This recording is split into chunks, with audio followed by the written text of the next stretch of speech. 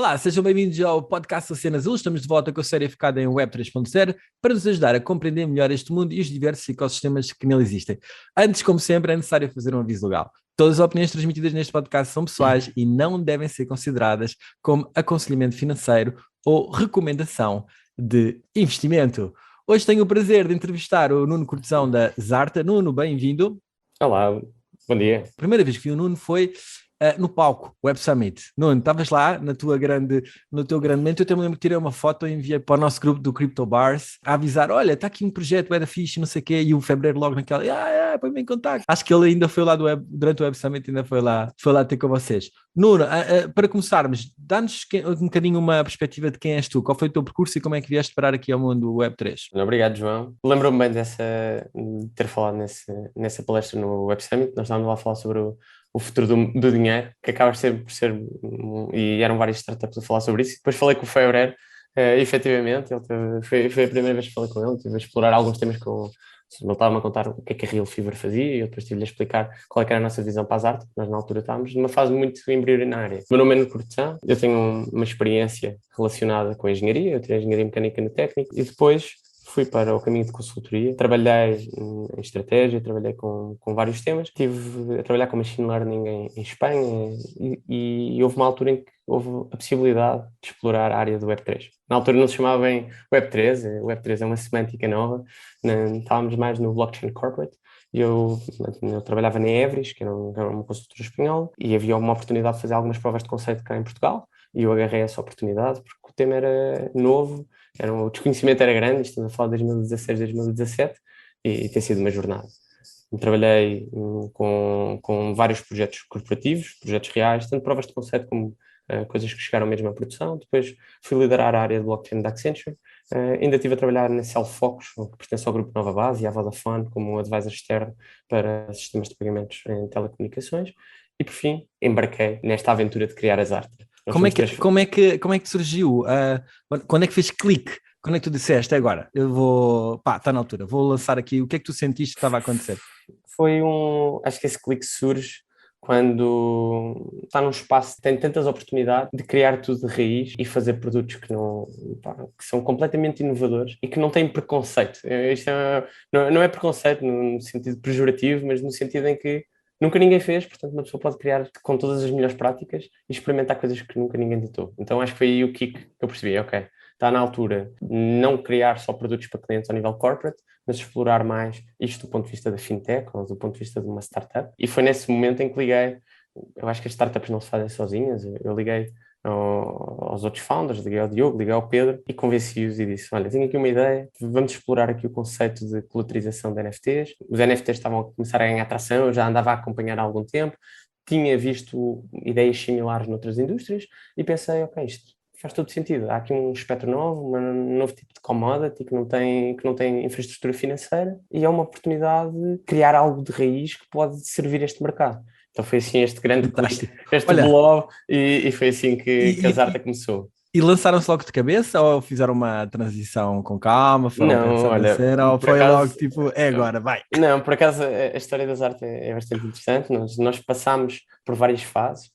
Quando eu estive a trabalhar algum tempo em part-time, quando comecei a Zarta, quando começámos a montar toda esta dinâmica, e foi bom para começar a provar algumas coisas, ganhar alguma sensibilidade de mercado, experimentar o nosso pitch com algumas pessoas da indústria, mas depois houve um momento, e acho que esse é o momento crítico, em que percebemos que uma startup não se faz a part-time. Uma pessoa ou leva de coração até ao fim e põe a cabeça no cepo e vai até onde let's see where the rabbit hole goes, ou as coisas nunca avançam o suficiente. Então há um momento em que eu vou full-time, logo a seguir o Diogo vem também full-time e o Pedro vem full-time e acho que esse é um momento em que nós ganhamos a maior tração, em que deixa de ser uma brincadeira para passar a ser uma realidade. O que depois até é complicado, seja, explicar à família como se se vai despedir All in. Então, mas espera lá, a família não percebe. Espera lá, mas tu tens um bom trabalho, uma boa empresa, estás a fazer projetos brutal e vais largar tudo. Aliás, percebem pela emoção, pelo coração e pela vontade que se aplica. E acho que a preocupação é o nível de risco, não é? Ou seja, a família sente, ok, claro. há aqui um risco muito grande, o que é que vai acontecer? Mas acho que depois a vontade e a atração e a energia que começamos a irradiar por sabermos que estamos a tentar fazer alguma coisa diferente, acho que contagia toda a gente e no fim mesmo que não percebam, dizem, ok, vai em Apoio, frente, né? porque eu não sei o que é que vai acontecer, Mas está, mas na pior das hipóteses é uma aprendizagem que claro. nunca tiveste. Por E se isso, não fizeres, vais-te arrepender seriamente mais sim. tarde. Olha, então vamos lá. Para quem não percebe e para quem não conhece ainda, explica-nos assim, na vossa versão Elevator Pitch, o que é as artes? A Zarte é um protocolo onde os utilizadores podem pedir empréstimo utilizando cryptocurrencies e, de maneira a proteger quem faz os empréstimos, utilizam NFTs como colaterais. Ou seja, dando assim um exemplo muito prático, da mesma maneira que quando um utilizador vai a uma loja de penhores ou vai a um banco e utiliza uma casa ou um ativo como uma garantia para aceder aos fundos, nós criámos um modelo de DeFi que faz exatamente este paralelismo com o mundo real, mas utilizando os NFTs como a garantia. Antes de entrarmos nas artes, já lá vamos para tu poderes explanar todo esse mundo que existe, esta ligação de DeFi altamente complexa. Vamos fazer aqui uma desconstrução. Há muita gente que está a molhar os pés pela primeira vez em Web3 e tem alguma dificuldade em perceber estes conceitos, ou pelo menos que sejam explicados de forma clara e simples para que se possa ir bebendo. Portanto, vamos fazer aqui um bocadinho uma desconstrução para esclarecer alguns temas. Como é que tu definirias o que é um NFT? Qual é assim a versão, a explicação mais simples para o que é um NFT? Um NFT é uma palavra, hoje em dia é quase um jargão que se atira à parede porque serve para tudo, ok? Eu acho que é muito importante segmentar os NFTs. Os NFTs, na sua definição mais básica, são propriedade digital, ok? Propriedade digital com características únicas, ao contrário de uma cryptocurrency tradicional, onde uma Bitcoin é igual a outra. Pode não ser bem uma Bitcoin igual a outra, mas pronto, mas está ali um paralelismo. Os NFTs têm características intrínsecas que os tornam distintivos. E, portanto, passam a ser ativos digitais. Isto tem um poder brutal, porque basicamente cria o conceito de propriedade no mundo digital. E depois os NFTs têm aqui uma amplitude muito grande, porque podem ser coisas mais simples, encontrar os seus use cases mais tradicionais pelo registro de propriedade intelectual de quadros, ou pelo registro de coleções, ou os chamados collectibles, quase que fazem, assim, fazem uma mímica aos antigos elementos de coleção, as cartas de coleção, os elementos de coleção do mundo real, mas depois tem toda uma longa escala de crescimento. Podem ser ativos digitais dentro de jogos, podem ser ativos digitais que representam os chamados digital twins, que representam ativos físicos, podem ser, ou poderão ser no futuro, o equivalente a uma stock, ou seja, tudo o que seja, um objeto digital pode ser representado com NFT. E depois, as suas utilidades dependem de qual é que é o objetivo daquele NFT, de como é que ele funciona e de qual é que é a comunidade que está à sua volta. Não sei se isto foi claro. Não, foi bastante claro, super simples, e entraste na utilidade que era exatamente a pergunta que eu te fazia a seguir. Tu vês perfeitamente o mundo a navegar para um ponto em que será comum eu fazer prova de qualquer coisa através de um NFT, prova da minha casa, não é? Da titularidade da minha casa com NFT. É esse o caminho que acreditas, e até com a questão de nós só darmos o NFT, permitir-nos apenas dar a informação que é necessária para resolver determinado assunto e não termos que dar a informação toda, por exemplo. Da minha experiência profissional, eu sei que há algumas barreiras ainda ao dia de hoje para que um NFT represente um ativo físico, mas esse é claramente o caminho. Aqui num espectro 5, 10, 15 anos, porque isto é uma tecnologia emergente, não é? As tecnologias emergentes demoram algum tempo até chegarem ao seu platô, mas é claramente o caminho. Os NFTs vão representar ativos físicos no futuro, hoje em dia representam ativos digitais. E por isso é que está a haver agora um grande boom, principalmente na indústria do gaming, porque é uma estrutura onde os objetos já eram digitais, não é? E o que aqui a grande alteração é que passam a estar certificados com a tecnologia de blockchain por baixo e dá-se a soberania aos utilizadores para serem donos dos seus ativos. Então é um tema super interessante, é muito diferente. Tem uma adoção rápida, não é? Claro, Tem um transfer super rápido, claro. não é?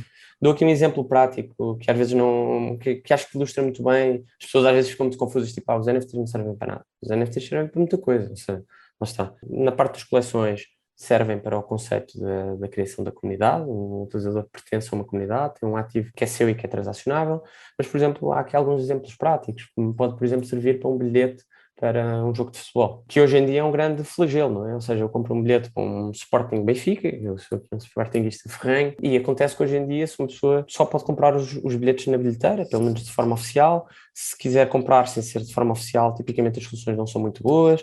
Há a possibilidade, há sempre, toda a gente já passou por aquela experiência de ver pessoas a vender bilhetes à porta do estádio.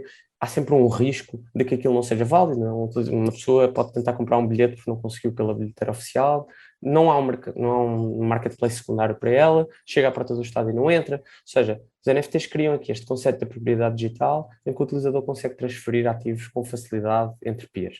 Depois isto pode crescer muito, ou seja, não tem que ficar só nesta indústria mais do retalho, mas depois também tem impacto ao nível corporativo, pode representar faturas onde há uma ordem de pagamento a futuro, que pode ter muito interesse nas cadeias de supply chain, onde, por exemplo, os supermercados pagam 90, 50 dias, aliás, a 60 ou 90 dias, que depois às vezes tem impacto nas pequenas e médias empresas que não conseguem desbloquear crédito. Portanto, surgem aqui uma data de use cases no futuro, utilizando estes novos ativos digitais, que podem potenciar todos um conjunto De de novos inovações, não é? ecossistemas e inovações, exatamente. Exatamente. Deixa-me dar-te e que até tem a ver com o tema a seguir que íamos falar da questão das inovações. Nós fizemos um programa de empreendedorismo com os miúdos aqui nas escolas em Sintra. Houve um grupo que utilizou o conceito de NFT para nós termos a nossa carteira, o nosso registro médico ao longo Uhum. da vida acessível por um NFT que tu facilmente consegues depois utilizar conforme o médico onde tens que ir e mantens sempre esses registros todos guardados e tu detens a propriedade, portanto, Certo. e são miúdos do secundário que Certo, certo. já estão a pensar como é que... Porque faz sentido, porque nós temos uma tendência para a inovação quanto mais novos somos, não é? Temos aquela curiosidade inata Exatamente. e temos, lá está, não há o chamado preconceito da construção, ou seja, quanto mais velhos ficamos, nós já assistimos, já vimos muitas coisas e temos esta tendência de moldar as coisas pelas arquiteturas mentais Que ao existiram. qual fomos Claro, sujeitos. E as exato. crianças, eu lembro-me perfeitamente, olha, há bocado falavas do Web Summit e eu vi uma palestra super interessante sobre um exercício que tinha feito a Lego, em que basicamente tinha pedido a crianças e adultos para desenharem uma palavra. E basicamente os adultos aquilo era uma palavra que não existia. Então, eles procuraram, tiveram cuidado de procurar uma palavra no mundo que não existia, pá, um agregado de letras estapafúrdio. Quase nenhum adulto conseguiu responder e as crianças responderam todas. E todas Claro, desenharam representações para aquilo, porque claro. não tinham bases, Não não estavam tinham limitadas. barreiras, não Yeah. estavam Legal. limitadas. Isso Olha, é engraçadíssimo. Nuno, na tua opinião, para as pessoas perceberem, existem estas categorias todas de NFTs, não é? E no futuro, obviamente, haverão mais, umas neste momento são mais valiosas que as outras, ou pelo menos terão mais utilidade, ou então é o próprio ecossistema, as pessoas que atribuem valor a ela. Na tua opinião, o que é que. Porque isto em que sentido? As pessoas têm muito medo. Tá bem, eu vou comprar um NFT, mas eu sei lá, que NFT é que eu vou comprar? Isto vai ter valor, não vai ter valor? Se isto é só criar assim à balda, então também qualquer pessoa pode criar NFTs, isso não tem nenhum valor intrínseco, não é associado Claro. àquilo. O que é que para ti torna valioso os NFTs? Neste momento, olhando para as diferentes categorias, o que é que realmente tem valor neste setor? Eu vejo, ou seja, cada categoria quase podia ser avaliada de forma individual, não é? Tipicamente, e os eventos que mais saem nos jornais e que as pessoas mais são expostas têm sempre a ver com ativos que são vendidos por altos preços e que estão muitas vezes relacionados neste momento ou com arte, ou com gaming, ou com coleções. E estes são os ativos aos quais o público a retalho tem maior visibilidade. O que é que faz estes ativos terem valor? Tipicamente, o primeiro é o facto de criarem um sentimento, não digo criarem um sentimento de escassez, mas criar a verdadeira escassez, principalmente na parte das coleções. Há um certo conjunto definido de ativos e isto depois faz criar uma comunidade à volta deste conjunto de ativos. Depois, as dinâmicas de mercado tradicionais, não é? Quanto mais pessoas procuram um ativo e quanto mais reduzida é a sua oferta, mais O preço sobe. o preço sobe. Isto é o market one-on-one, não é? Agora, é importante perceber o que é que traz o valor a estas comunidades, não é? Porque qualquer utilizador pode criar com facilidade NFTs, não há grandes barreiras, principalmente nestes espectros, ao nível da arte e ao nível dos collectibles. A questão é perceber o que é que vem agregado ao que se está a comprar. Tipicamente nos colecionáveis existem várias abordagens e diferentes projetos têm demonstrado diferentes aquisições de valor ou diferentes maneiras de atribuir valor aos detentores dos ativos. Tipicamente, o mais importante é acesso a coisas exclusivas, acesso a eventos exclusivos, acesso a um sentimento de comunidade. É importante perceber, principalmente ao nível das coleções, há um valor acrescentado pelo que os criadores ou as comunidades que estão à sua volta conseguem atribuir aos detentores desse ativo. E isto pode, por exemplo, um exemplo prático, é os Bored Ape Club, fazem muitos eventos exclusivos, criam o conceito de comunidade, é quase como pertencermos a um clube, não é? Um clube seleto onde eu conheço as outras pessoas e há aqui um sentimento de pertença por estarmos conectados.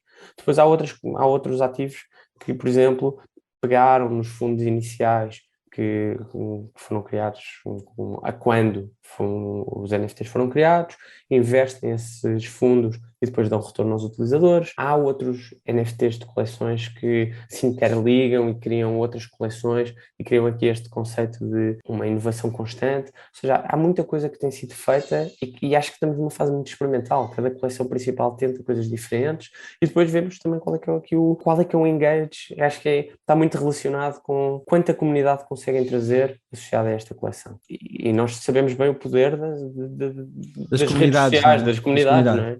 Aliás, eu diria que um dos grandes expoentes máximos da Web3 é o facto de ser criada à volta de comunidade. Porque uma coisa um dos exemplos que nós tínhamos para falar aqui era o caso do Vils, não é? O Vils é um artista internacional, em que ele, salvo erro, cria o NFT das obras, que só existem durante alguns segundos, depois destrói, e portanto a pessoa fica... O Eternal Ephemeral. Exatamente, fica com esse... Mas tudo bem, aí é o Vils, e ao fim e ao cabo é como teres um quadro da Paula Rego ou de outra coisa qualquer, não é? Neste caso, no limite, fazias um NFT do quadro e depois a seguir pegavas fogo ao quadro, que também era um bocado surreal, mas também é a mesma coisa, não é? É exatamente a mesma coisa. É experimentação, não é? É experimentação ao nível da arte. É exatamente a mesma coisa. Mas depois há outros casos giros, como aquele miúdo que criou aquela história das baleias pixeladas, não é?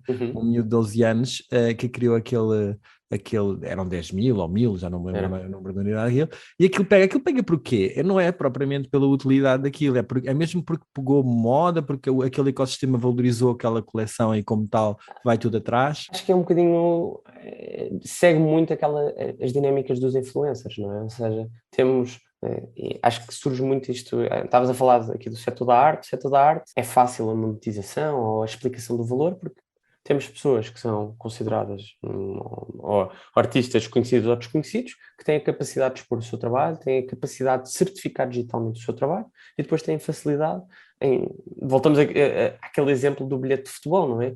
Eu ser detentor de uma verdadeira obra do Vils ou eu ser detentor de uma obra que não é dele. O mesmo Claro. como Picasso, e este conceito de eu ter a certeza que sai das mãos do artista ao qual eu estou interligado, ao qual eu quero possuir a obra dele, é fantástico. Depois temos aqui este espectro do influencer, não é? Ou seja, esse miúdo teve a capacidade de criar uma coleção divertida, teve a capacidade de conseguir comunicar e distribuir a sua mensagem, as pessoas agarraram, sentiram ali um sentimento de pertença àquela comunidade e ele torna-se um influencer. E acho que é muito esta dinâmica de ser também um dos próximos grandes passos, que é, nós já vivemos no mundo dos influencers, não é? Ou seja, hoje em dia temos o Instagram, temos o Twitter, Claro. temos pessoas que são referências e as próprias marcas, isto não é uma coisa do retalho em que as pessoas... Não, as próprias marcas distribuem distribuem os seus produtos através dos influencers hoje em dia e estamos aqui basicamente a criar um novo mecanismo também de certificação de ativos e a capacitar pessoas que já têm a facilidade de criar comunidades online para conseguirem melhor monetizar e trabalharem com elas.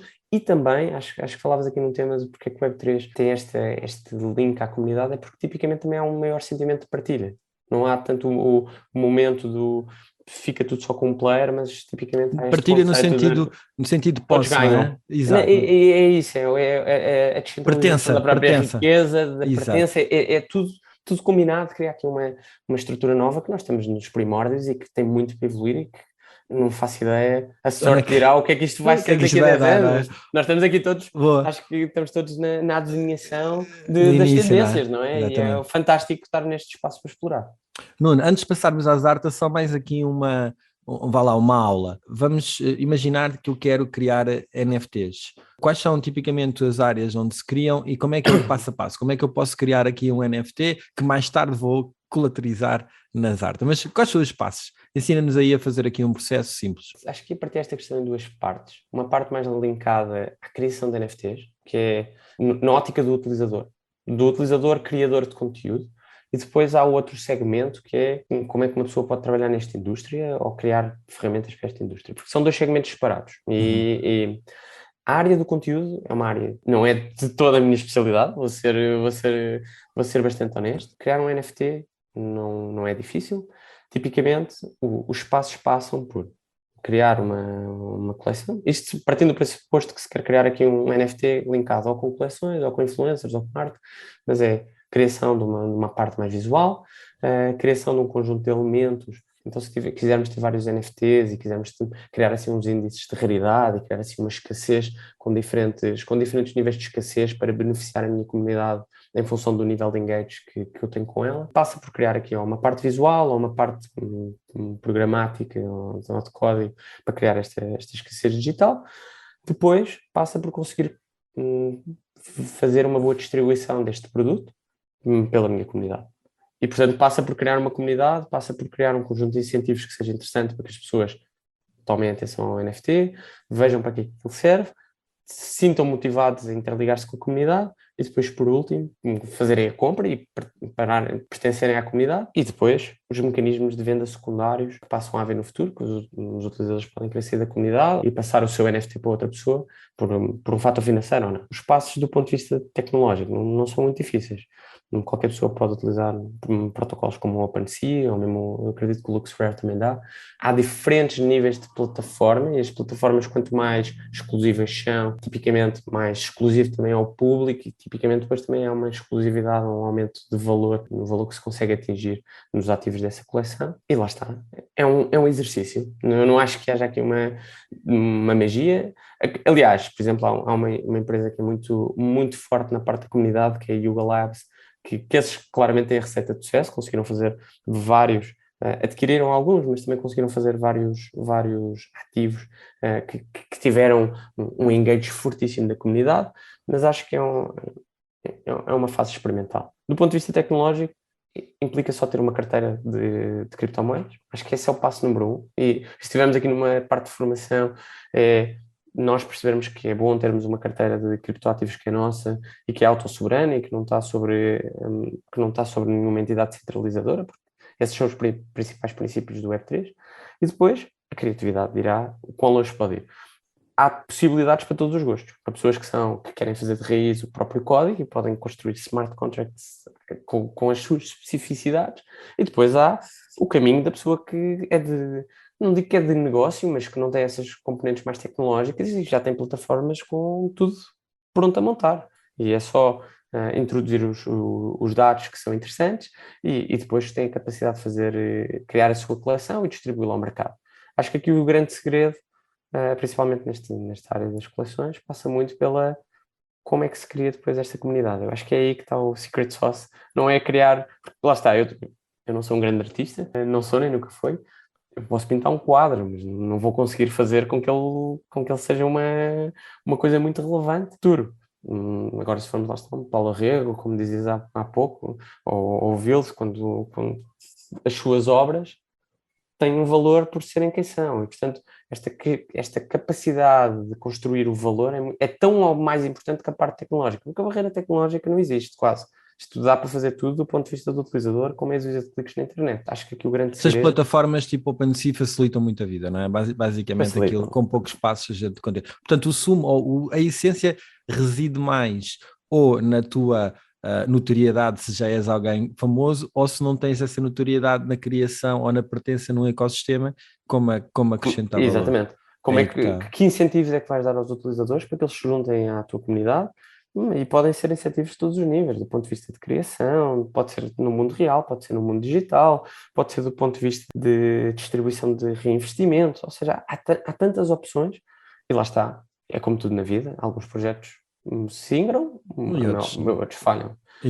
Acho que aqui dizias, e acho que a crítica é a vantagem de utilizar as plataformas que permitem criar NFTs e as mais conhecidas, é que já têm as Já bases está todas tudo pronto. É. pré-prontas, não é? Estão com a melhor prática toda incluída. No entanto, é como tudo, sempre que uma pessoa faz qualquer coisa de raiz, tipicamente, se der um grande empenho e tiver o skill set, se calhar consegue fazer coisas mais interessantes. E, portanto, criar Mas NFTs, se calhar com eu percebo, estruturas claro, financeiras mais complexas, mas é um custa muito desafio da mais. engenharia, mas dá Sim. muito mais trabalho. Dá muito mais trabalho e depois custa muito mais trazer pessoas ao teu site para conseguires formalizar as compras e vendas, quando já tens os sites tipo OpenSea, que é como se fosse o eBay ou a Amazon, né? Já lá vão milhões de pessoas, já vão lá especular ou comprar só por comprar e acabas por ter mais gente. Não quer dizer que tu também não estejas perdido entre milhares de outras Claro. contas que estão lá a vender, não é? Mas há aqui mais-valias, ou seja, isso também é a própria estrutura dos standards evolui. Eu gosto de brincar com isto, porque o mundo corporativo anda a uma velocidade, as startups andam a outra, e o Web3 ainda anda na velocidade, anda em esteroides, anda realmente em esteroides, não é? E a verdade é que os próprios standards de NFTs vão evoluindo ao longo do tempo. No início tínhamos o 721, que foi criado em 2017, acho que foi com os CryptoKitties na altura, que foi a primeira standardização destes objetos únicos com propriedades intrínsecas, mas, por exemplo, tem depois limitações no que toca ao direito de propriedade ou ao direito de utilização. Os NFTs mais conhecidos seguem quase todos esse standard e depois não conseguem replicar uma coisa que nós com facilidade fazemos no mundo real, que é, eu posso ser dono desta caneta e eu posso emprestar-te a ti, João, mas eu sou o dono da caneta, mas tu consegues utilizá-la. E os NFTs, com os standards mais tradicionais, às vezes têm estas barreiras. Por exemplo, já existem agora novos standards que já têm estas delegações prontas. Depois o próprio espaço tem novas sugestões, novos produtos que ainda permitem catalisar mais a inovação ao longo do tempo. Muito bem. Está feita aqui a primeira parte daqui do nosso programa, que era navegar aqui um bocadinho e dar aqui um bocadinho de introdução ao que é este mundo dos NFTs. Agora vamos mergulhar na Zarta. Zarta, diz-me uma coisa, quem são os vossos clientes principais? Vocês, quando decidiram entrar neste mundo dos NFTs, que é um mundo enorme, portanto há estas áreas todas, por onde é que vocês começaram? Quem é que é o vosso minimal viable person or client, não é? Aquele para onde vocês estão-se a dirigir? Ótima pergunta. Nós, basicamente, e se calhar fujo aqui um bocadinho do elevator pitch de 30 segundos e explico aqui com um bocadinho mais de contexto. Nós estamos a criar uma solução de empréstimos, onde os utilizadores podem pedir emprestado, utilizando os NFTs como colaterais. E por isso nós temos, se calhar se puderes puxar aí um bocadinho para baixo, já que estás aí na página, nós temos duas personas, diria, ou seja, temos quem pede emprestado, que é o borrower, e temos quem empresta, que é o lender. Como é que nós fazemos com que os nossos empréstimos sejam real-time? Basicamente, quem empresta deposita dinheiro dentro do lending pool. Portanto, nós estamos aqui a ir aos verdadeiros protocolos de DeFi, um bocadinho similar com outros como uma Aave, ou seja, temos um step inicial onde os utilizadores depositam o seu dinheiro e ficamos com alguma liquidez agregada e depois utilizamos essa liquidez para fazer os empréstimos aos borrowers. Do ponto de vista de user experience, a solução é muito simples. Basicamente, o borrower é o nosso cliente e basicamente o que ele faz é que, por acaso estavas aí bem, aí tínhamos aí uma explicação de como é que funciona, ou seja, nós temos uma interface muito, muito simples, onde o utilizador conecta a sua wallet. Ao conectar a wallet, vê os seus ativos que estão dentro da carteira e nós criamos um modelo de inteligência artificial que consegue validar qual é que é o preço mais adequado para cada ativo e basicamente o que nós fazemos é que o utilizador pode pedir empréstimos e ajudamos até a fazer a seleção de quais é que são os ativos que melhor financiam ou suportam aquele empréstimo. Depois o utilizador pode fazer o fine-tune, pode retirar ativos que não quer colocar naquela colaterização para não ter o risco de os perder, por exemplo, ou porque precisa deles para alguma atividade da sua comunidade. E, portanto, este é aqui o nosso foco é muito no cliente, tanto em quem empresta como quem pede emprestado. Nesta fase inicial, quem pede emprestado, porque achamos que é quem tem a necessidade mais real, porque do ponto de vista de investimento, há sempre muitas soluções para investir. Claro. E os utilizadores, o que nos destaca aqui é a possibilidade, temos aqui várias opções. Para começar, criámos um sistema de taxas de juro suportado e sustentável e com taxas de juros bastante apelativas nesta indústria. Antes de entrares nessa parte, que é uma parte que eu queria explorar contigo também, só para tentarmos compreender, há várias categorias de NFTs, há vários setores de NFTs. qualquer pessoa que tenha um NFT pode fazer isto na vossa plataforma, ou vocês estão focados em alguns tipos de NFT específicos? Nós neste momento estamos focados em ativos de coleções, ok? Tem sido Ok. o nosso maior foco, por algumas razões.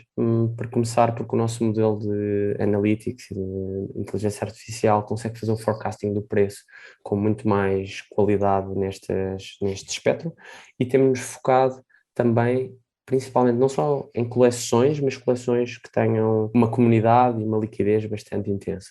Porquê? Porque nós somos um produto, nós não vendemos NFTs, não é o nosso core business, e por isso é que eu há bocado dizia que infelizmente não é o secret sauce da nossa expertise, não é criar comunidades de vendas de NFTs, mas sim criar infraestrutura digital e financeira. E por isso nós temos estado focados nos ativos que têm as menores variações ao nível de preço e que têm as comunidades mais líquidas, para que, em caso de default ou em caso de necessidade de vender os ativos que suportam os empréstimos, também tenhamos alguma facilidade em eliminar esse crédito mal parado. Isto era só para esclarecer àqueles que acham que agora poderiam fazer um conjunto de NFTs e de repente levantar um empréstimo, que isso não vai acontecer, ok? Não vai acontecer já, mas está no nosso roadmap a capacidade de integrar com os vários espectros e com os vários tiers de NFTs. de NFT. Okay. Então, olha, no seguimento do que estávamos a falar, diz-me uma coisa. Portanto, nós temos aqui este papel, os borrows e os lenders, né, que fazem este papel. Eu reparei ali, quando eu estava a fazer o cálculo dos NFTs, aquilo vem em Ethereum, certo? Era o cálculo era feito em Ethereum. Alguma razão porque não é em fiat money, ou porque não noutras moedas? Isto tem a ver com regulação, problemas com regulação se fosse com fiat money? Como é que funciona? Qual é a razão? Pronto, isso é a landing page, ou seja, tem só o apanhado das nossas mais-valias, não é? E nós já temos o produto. Tivemos agora uma fase de testing, em que disponibilizámos o produto em live numa rede de testnet, tivemos a auditar os nossos smart contracts e tivemos a recolher bastante feedback de customers reais, pessoas que utilizariam isto e perceber o que é que não está bem, o que é que está bem, o que é que gostaram, e portanto utilizámos esse input para agora fazer a nossa segunda versão, que já vai live em mainnet no próximo mês, e vamos começar agora a entrar realmente no mercado, já com feedback de utilizadores e portanto temos aqui um rollout todo planeado. Basicamente, as nossas landing pools são em Ethereum e são em stablecoins, ok? Tem sido aqui, são as duas primeiras cryptocurrencies que queremos explorar, e tem uma razão. Quais são as stablecoins que utilizam? Isso ainda não posso, ainda não posso dizer, ainda não está 100% live, portanto, ok. Qual é que é aqui o ponto importante, e principalmente porque aqui Ethereum? Porque nós estamos a criar a capacidade de desbloquear liquidez em ativos, onde existe o maior valor, o maior volume de valor bloqueado, está na área de Ether. E, portanto, existe também uma correlação entre os ativos e o seu valor normalizado à moeda do protocolo. E por isso, e isso até é super interessante de ver. Nós temos estado a seguir com muita atenção todo o histórico de NFTs nos últimos anos, e principalmente agora nos últimos meses, que houve aqui um crypto crash, ou que houve aqui umas perdas mais substanciais da maior parte das cryptocurrencies.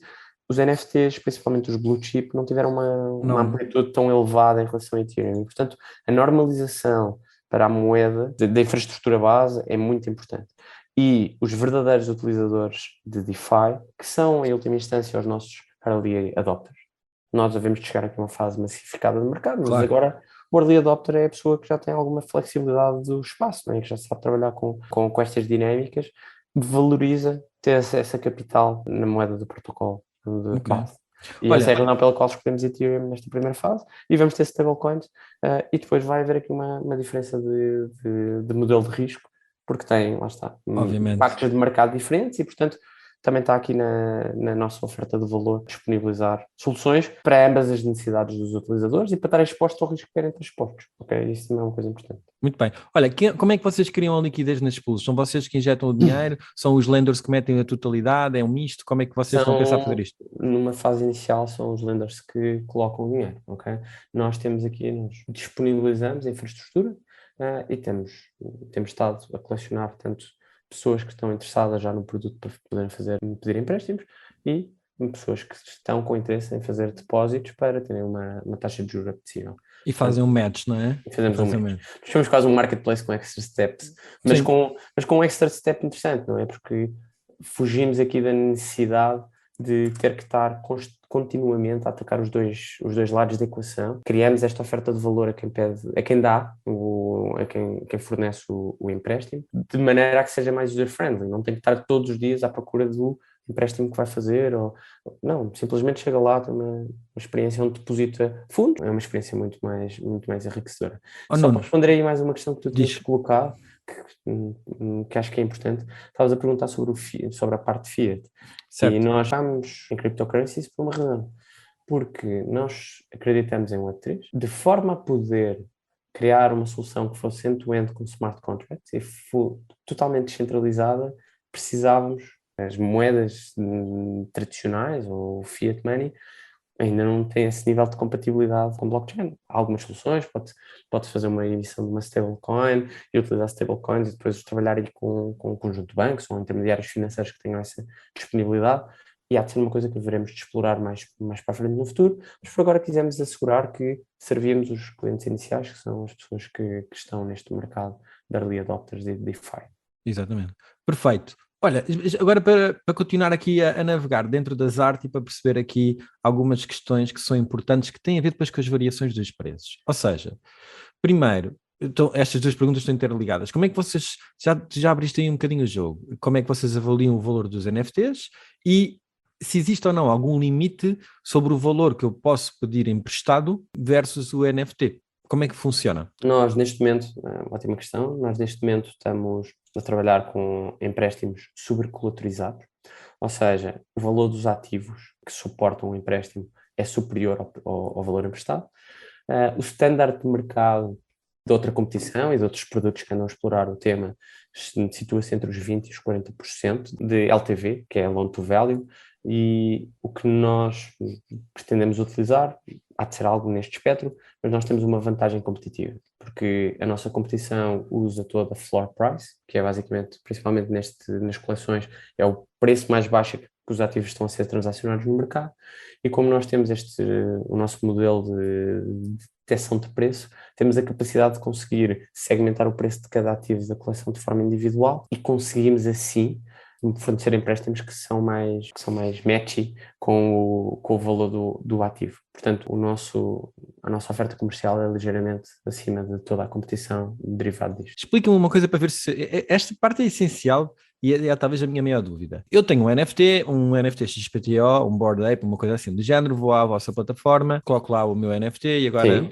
quero levantar 40%. Imagina que 40% Uhum. é o valor máximo que vocês me dão.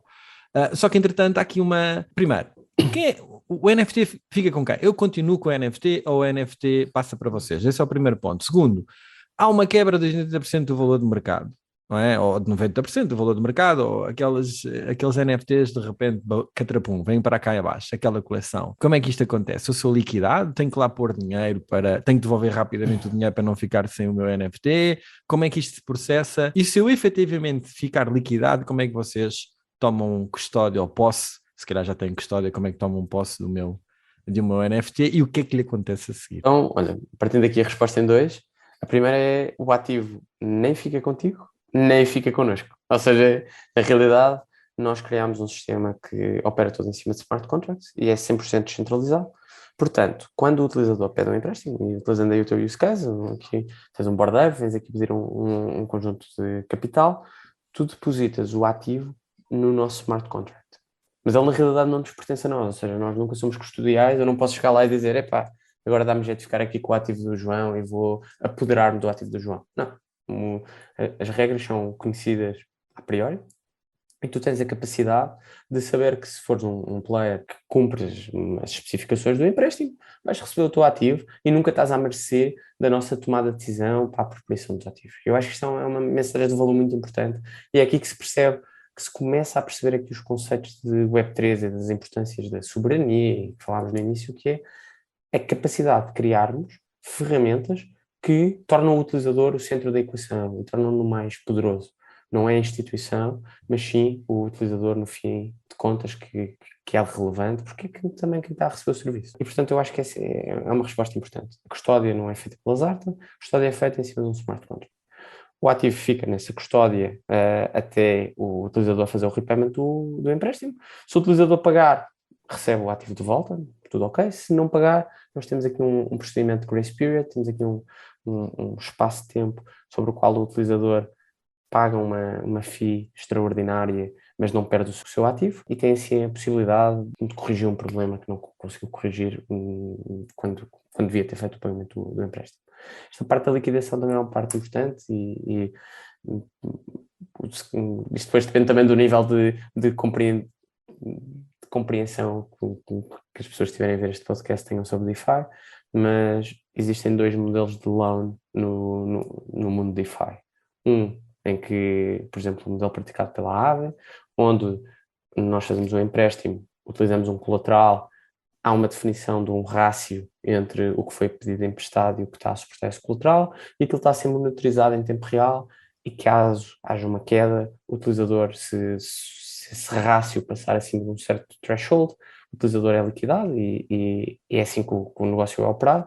Nós tentámos criar uma experiência que fosse mais linkada ao utilizador e que seja um bocadinho a replicar o que acontece já no mundo real, não é? Eu quando compro uma casa, defino um conjunto de anos para os quais eu vou fazer o pagamento do empréstimo. Para quê? Para poder também definir a minha vida e poder perceber como é que vou fazer um pagamento de prestações, se vou pagar tudo de uma vez, mas conseguir saber em que dia é que preciso fazer o repayment daquilo. É assim que nós operamos nas Art. Ou seja, nós neste momento temos um registro de empréstimos de curta duração, podemos ir até 30 dias, mas os nossos modelos de forecast vão-nos permitir agora poder estender para 60, 90 dias, e depois até queremos começar a ir para empréstimos de mais longo prazo. Relativamente à liquidação e à proteção contra os Black Swan Events, eu acho que essa também é aqui a dinâmica pela qual nós estamos a criar landing pools, porque as landing pools trazem uma mais-valia, que é os utilizadores que emprestam, agora não olhando para quem faz o borrowing, mas para quem faz o lending, os utilizadores são defendidos porquê? Porque colocam o seu capital numa lending pool, e depois essa lending pool fornece empréstimos a diferentes ativos e, portanto, estão expostos a uma diversificação dos ativos. Podem estar lá Bored Apes, podem estar Cool Cats, podem estar Pudgy Penguins, mas a verdade é que se uma destas comunidades cair, as outras estão lá para suportar. E isto tem mais valias, funciona para os dois lados, não é?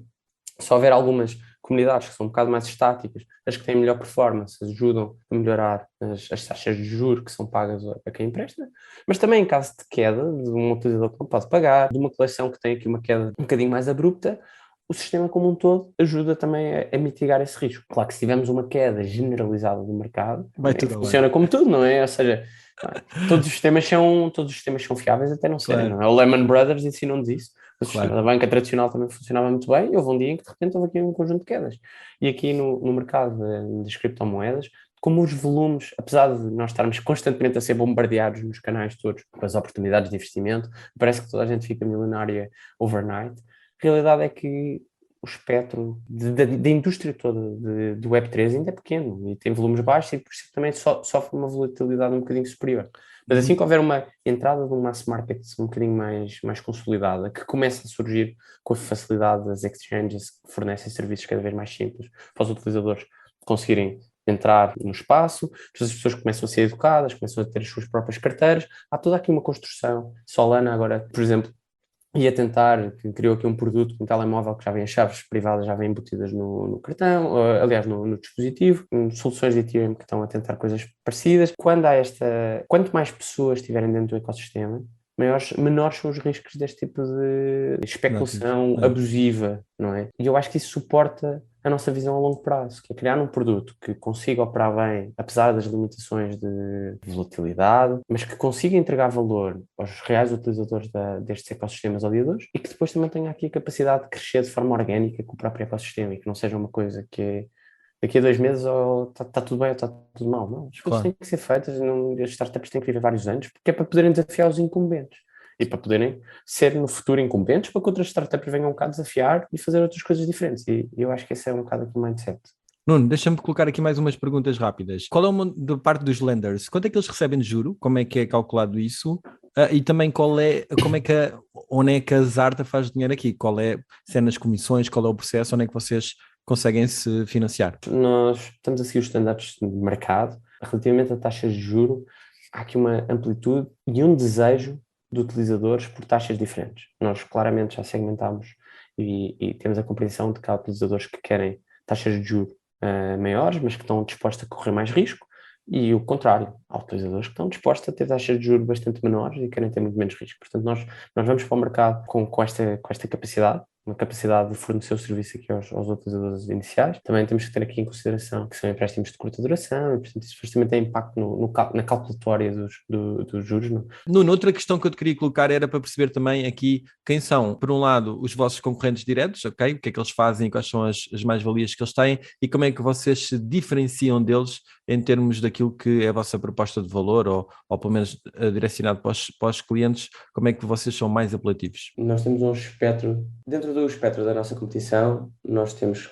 competição a 3 níveis, eu diria. Temos competição ao nível do marketplace de empréstimos de NFTs, ou seja, competição onde, como por exemplo os NFTFi, onde em vez de criarem uma oferta real-time, eles disponibilizam uma plataforma onde os utilizadores podem pedir empréstimos e eles fazem só a intermediação e, portanto, estão completamente fora do risco, completamente fora da compreensão do mercado e juntam só as partes. Depois temos alguma competição já ao nível dos instant loans, ou seja, existe, por exemplo, os Pine Loans que estão a tentar fazer uma coisa similar à nossa.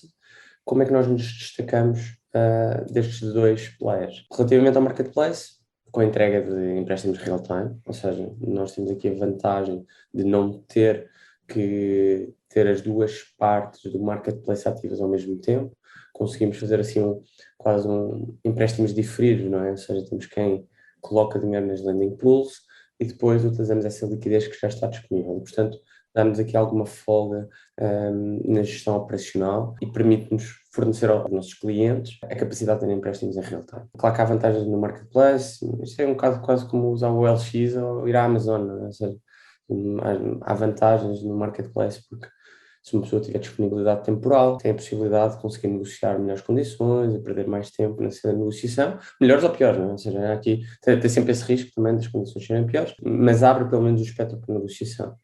Na oferta mais real-time, a oferta está um bocadinho mais balizada e nós destacamos, por exemplo, da competição porque em vez de utilizar dados genéricos que aplicam à coleção toda, utilizamos o nosso próprio modelo de avaliação e assim conseguimos customizar a oferta e conseguimos trazer as melhores redes de mercado. Ou seja, avaliamos cada ativo de forma individual e conseguimos fazer um empréstimo em relação a esse ativo e não fazer um empréstimo Global, não é? como se cada ativo de uma coleção Claro, fossem todos iguais. E que não é exatamente o objetivo, não é? Porque são claro. non-fungible tokens, cada um é diferente e é suposto cada um deles ter características de raridade e de valor diferentes. E Exato. por isso conseguimos trazer uma oferta de valor mais customizada.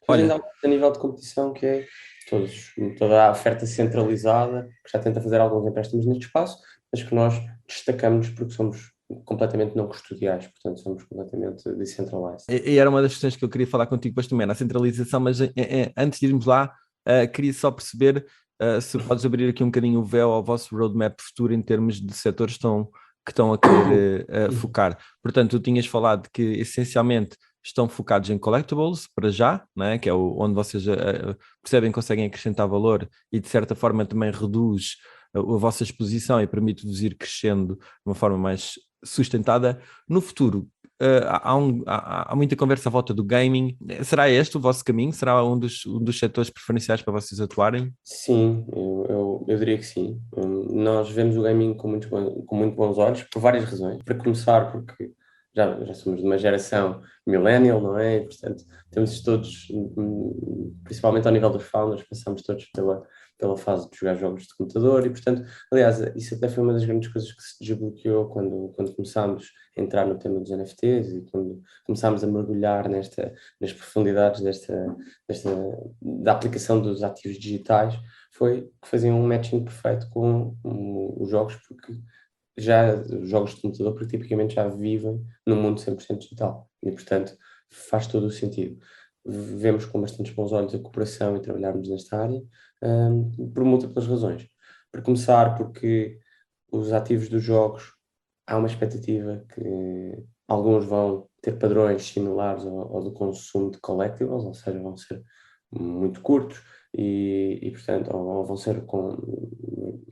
vão existir em coleções de baixa quantidade e, portanto, vai ter um aumento de valor, mas depois temos todo toda a camada de ativos que têm um preço mais estável e que podem depois servir para criarmos diferentes políticas de risco e para criarmos diferentes ofertas aos clientes. E depois também a capacidade de cooperar diretamente com infraestrutura de jogos e disponibilizar o nosso serviço diretamente integrado e não só fazer com que as pessoas tenham que ir à nossa plataforma para pedir empréstimos. Portanto, vocês estão a construir, isto é fantástico para vocês, mas também dá muito mais trabalho, vocês estão a construir tudo do zero, não é? À medida que tu vais construindo, certeza que tu vais olhando, epá, era necessário construir mais isto e mais aquilo. Que projetos complementares tu tens-te apercebido que fazem sentido lançar e que tu efetivamente não tens tempo e já estás focado na tua missão? O que é que tu tens visto como é uma necessidade e que se calhar são coisas que para algum desenvolvedor ou criador que esteja neste momento a acompanhar esta entrevista pudesse pensar assim, olha, está aqui uma oportunidade, é preciso desenvolver coisas neste sentido? Bem, isso é uma pergunta que super interessante, porque nós estamos num espaço que efetivamente necessita de muita coisa. Então, acontece-nos várias vezes precisarmos de uma ferramenta que existe no seu análogo em Web 2 e que depois em Web 3 não existe. E tem sido uma coisa que acontece com regularidade, tiramos pedras do caminho e surgem vários caminhos. Eu diria, assim, a nível de produtos, assim, top of mind, capacidade de comunicar com os utilizadores que têm carteiras. Isso é uma coisa que opera um bocadinho de forma diferente em relação ao ecossistema Web 2, não é? Que nós tipicamente registramos-nos com e-mail, ou registramos com o Facebook, ou o que é que seja, e há um vínculo, uma capacidade de comunicar com os clientes de forma retroativa. Pode fazer um email marketing, e no espaço Web 3, todos os utilizadores têm a sua carteira e falta um bocadinho esta conexão de feedback, de poderes voltar, o utilizador vai à tua plataforma, interage contigo, até achar aquilo interessante, só que depois às vezes tens aqui um conjunto de barreiras para voltar a conseguir comunicar com ele posteriormente a ele ter estado no teu site. E quanto mais descentralizado fores, quanto menos informação recolheres, mais difícil ainda se torna. Portanto, acho que essa era uma área de aposta, se eu tivesse que explorar, porque até já começam a surgir pessoas com e-mail relacionadas com carteiras, e acho que é um espaço muito rico e que claramente necessita de trabalho.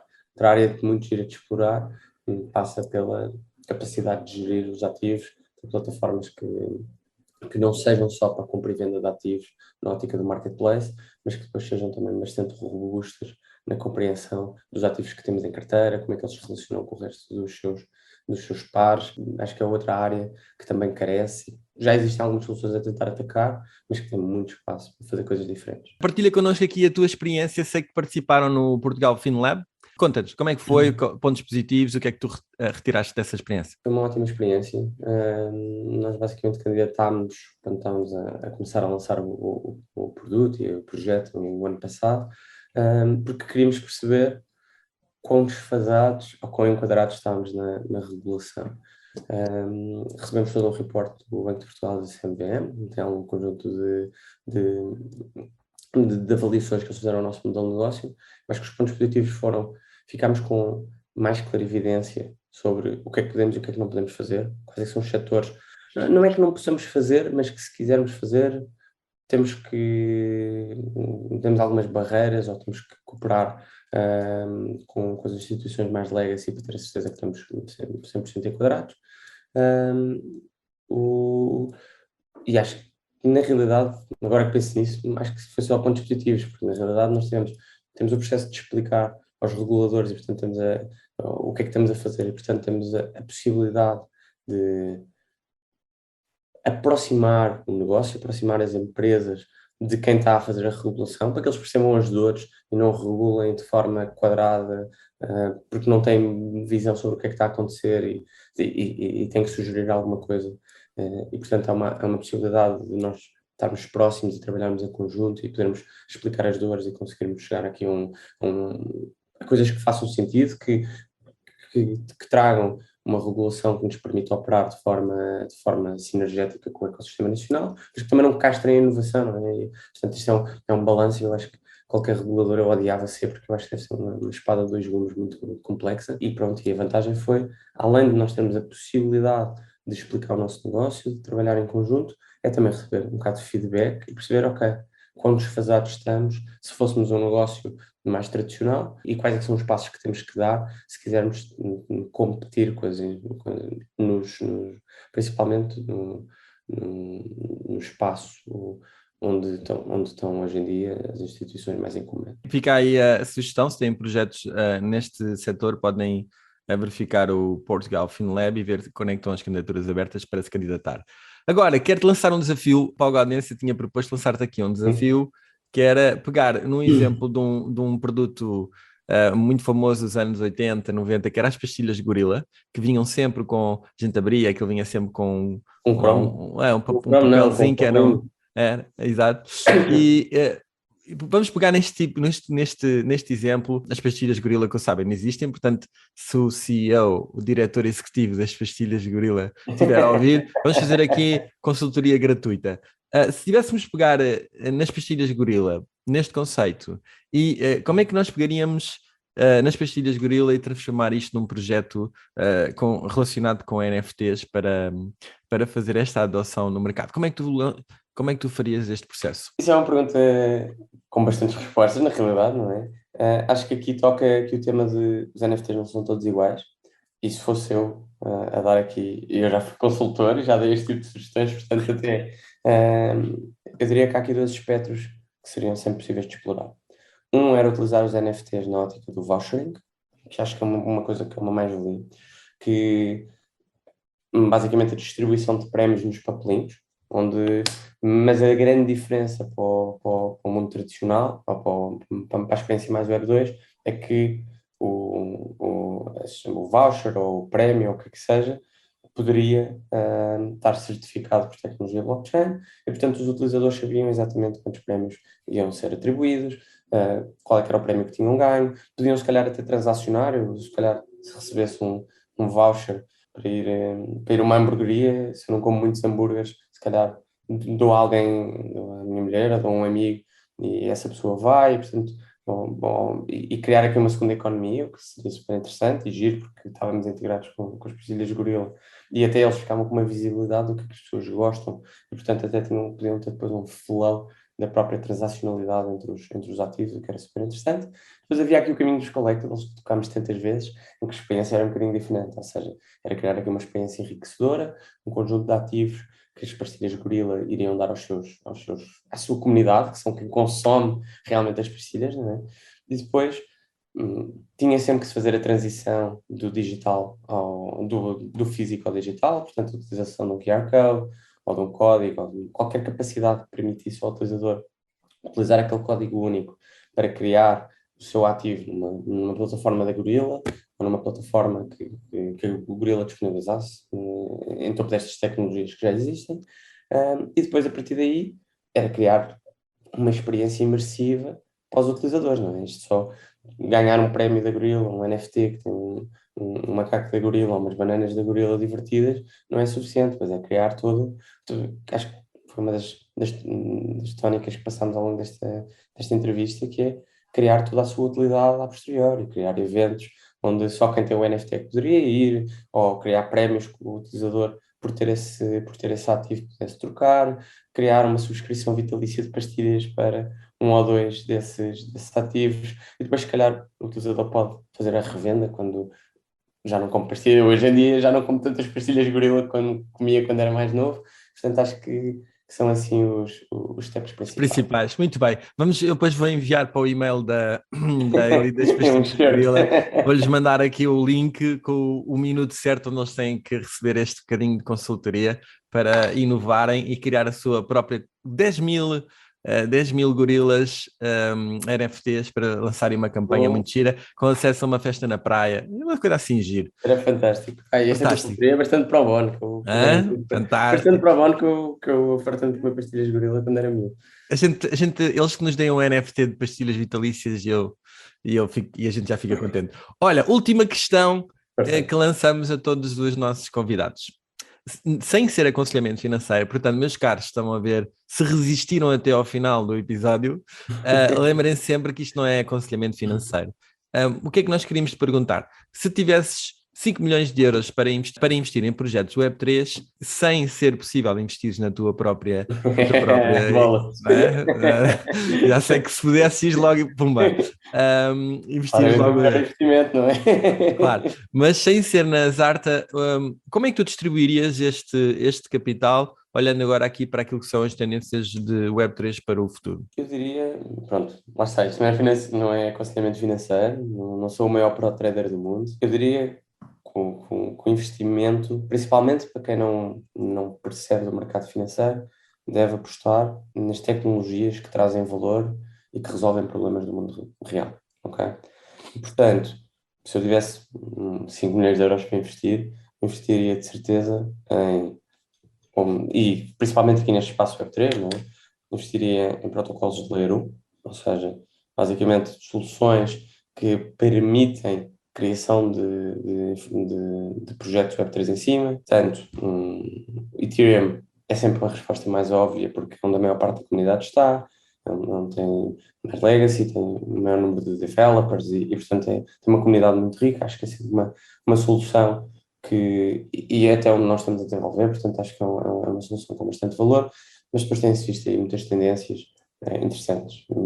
Há soluções como o Near, há depois outras ramificações do Layer 2, como o Polygon, ou Starkware, Arbitrum, ou seja, depois há aqui um conjunto de opções muito grande ao nível da camada de infraestrutura. E, portanto, era onde eu poria uma parte das minhas fichas. Poria sempre em Bitcoin, porque eu sou um fã fervoroso. Acho que é a tecnologia que deu origem a isto tudo. Acho que é o que tem a maior comunidade e acredito que vai ser sempre aquela especial, não é? Aquela primeira vez, não é? Portanto, acho que também ele queria sempre uma parte desses fundos aí.